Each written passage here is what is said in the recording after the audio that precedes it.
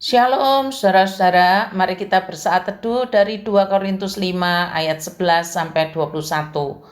Sebelum kita mencoba mencermati isi surat 2 Korintus 5 ayat 11 sampai 21 ini, saya mau membawa kita pada peristiwa dulu sekali ketika Rasul Paulus belum menjadi seorang Kristen. Ingatkah saudara-saudara bagaimana bencinya dia kepada orang-orang Kristen? Bagaimana bersemangatnya dia dan berkobar-kobar untuk menganiaya orang Kristen dan membunuh mereka. Dan ingatkah saudara bagaimana seorang martir pertama yaitu Stefanus tewas bersimbah darah dilempari batu dan itu terjadi di kaki Saulus. Iya saudara, Saulus waktu itu puas jika dapat menganiaya dan membunuh orang-orang Kristen karena dalam pandangannya apa yang dilakukannya itu adalah membela jalan Allahnya. Sekarang di surat 2 Korintus 5 ayat 11 sampai 21 ini kita baru tahu alasan yang sebenarnya mengapa dulu Paulus dapat bertindak dengan sangat kejam terhadap orang-orang Kristen, padahal dia adalah seorang Farisi yang sangat mahir dalam hukum Taurat. Begini pengakuan Rasul Paulus. Ayat 16 saya bacakan dalam terjemahan lain. Kesalahan saya dahulu ialah memandang Kristus hanya sebagai manusia seperti saya. Alangkah bedanya pandangan saya sekarang. Memandang Kristus hanya sebagai manusia seperti dirinya. Memikirkan Kristus hanya sebagai manusia biasa seperti manusia pada umumnya. Dan pikiran seperti itulah yang meracuni banyak pemimpin agama, ahli-ahli Taurat, orang-orang Farisi, sehingga mereka sangat membenci Tuhan Yesus dan terus-menerus mencari kesempatan untuk membunuhnya. Saudara-saudara, masihkah kita berpikir bahwa sikap kita, pandangan kita, pikiran kita tidak berhubungan langsung dengan doktrin Kristologi? Masihkah kita terus berpikir bahwa sudah terlalu kenyang dengan doktrin, makanya jadi kurang luas? Bacalah dan mintalah Roh Kudus menolong saudara. Sudah ada bukti sejarah dan itu fakta bahwa doktrin Kristologi khususnya, ya banyak doktrin yang lain, sangat berhubungan dengan cara pandang kita terhadap Kristus dan sesama. Bahkan sangat erat hubungannya. Bertobat itu bukan hanya menjadi seorang Kristen, tetapi juga dalam hal perubahan cara pandang, cara berpikir. Rasul Paulus tegas mengakui, dan jika kami pernah menilai Kristus menurut ukuran manusia, sekarang kami tidak lagi menilainya demikian. Sekarang kami tidak lagi menilainya demikian. Sekarang itu setelah bertobat, bukan menjadi pembenci seperti dulu, tetapi menjadi pelayan Kristus dalam mengabarkan Injil. Apakah cukup hanya mengalami perubahan saja? Jawabannya tidak. Sekarang sang rasul belum menghadapi banyak orang yang punya pandangan yang sama dengan dirinya dulu, yaitu memandang Kristus hanya sebagai manusia saja. Sehingga dalam persekutuan orang-orang Kristen di Korintus sangat banyak yang mementingkan hal-hal lahiriah. Saya ulang ya saudara, orang Kristen yang menilai Kristus hanya sebagai manusia, maka dalam hidupnya itu akan mementingkan hal-hal yang sifatnya lahiriah, yang sifatnya kelihatan saja, dan pastinya sangat berbahaya bagi kehidupan Kristen yang sebenarnya. Di mana bahayanya? Saya bacakan untuk saudara dari terjemahan lain. Tetapi saya memberikan senjata kepada saudara untuk digunakan melawan pengkhotbah-pengkhotbah yang menyombongkan ketampanan rupa dan kepandaian berkhotbah, tetapi tidak mempunyai hati yang benar dan jujur.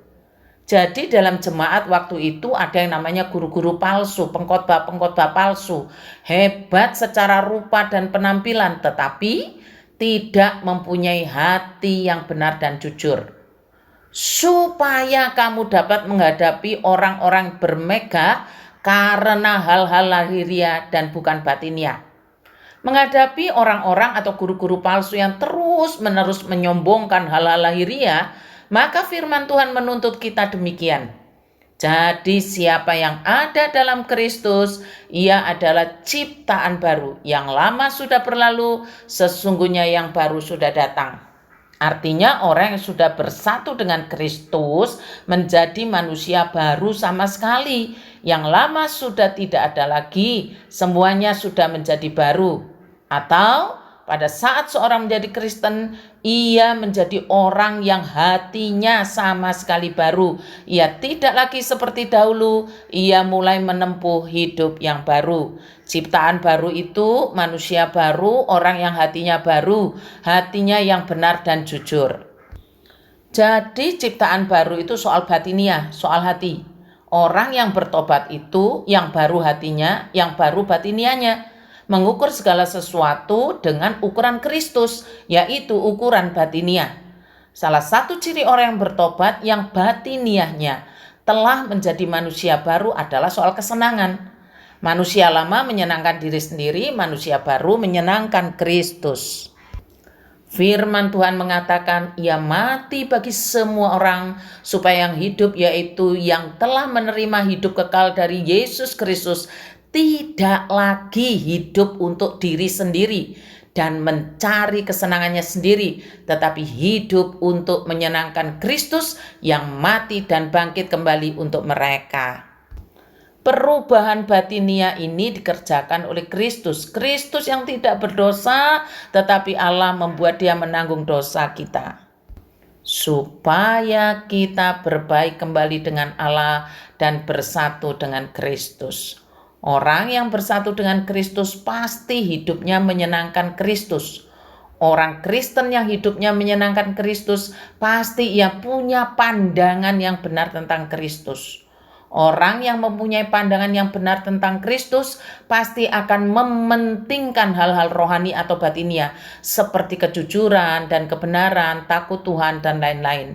Semoga saja saudara-saudara telah menjadi manusia baru. Manusia baru itu hidupnya menyenangkan Kristus. Tuhan memberkati. Selamat ulang tahun Yoel Dani. Kiranya Allah menambah-nambahkan iman kepadamu dan melimpahimu dengan kebaikan. Mari kita berdoa. Ya Tuhan Allah kami bersyukur untuk firman-Mu yang semakin meneguhkan kami untuk mencari kesenangan Kristus dan meninggalkan kesenangan untuk diri kami sendiri. Terima kasih karena Tuhan telah menuntun kami untuk terus-menerus hidup dan mengembangkan manusia baru kami, yaitu mengarahkan pada perkara-perkara batiniah. Mohon Kristus memberi kekuatan iman untuk memegang teguh firman-Mu, serta bijaksana dalam menghadapi orang-orang yang masih memandang Kristus sebagai manusia biasa. Tuhan, saat ini hamba-Mu mendoakan untuk Yoel Dani. Hari ini anak-Mu berulang tahun, yang artinya bertumbuh makin dewasa. Tuhan, kiranya kemurahan-Mu terus-menerus menolong Yoel, agar suatu saat kebutuhan rohaninya akan diri-Mu akan terpuaskan melalui gereja yang sejati. Mohon Tuhan berkasih karunia. Pada kesempatan ini ya Tuhan, tetap menyerahkan persiapan-persiapan untuk ulang tahun GKT Banyuwangi. Tuhan tolong agar batiniah kami terus-menerus tertuju pada kesenangan Kristus. Mohon Tuhan memberkati jemaat yang mengambil bagian dalam pelayanan ini. Terus menyerahkan penyusunan program majelis dan semua komisi, termasuk di dalamnya mission trip ke Tunggorono. Tuhan tolonglah agar jemaat Tuhan terus bersemangat dalam bermisi, baik ke dalam maupun keluar. Sebab misi harus dikerjakan sampai Tuhan datang kali yang kedua. Terima kasih Tuhan. Menyerahkan orang tua kami yang baik, yang saleh, yang setia, yang gigih dalam menyenangkan hati-Mu melalui hidupnya. Mohon Tuhan memberikan kekuatan senantiasa. Di dalam nama Tuhan Yesus kami memohon dan berdoa. Amin.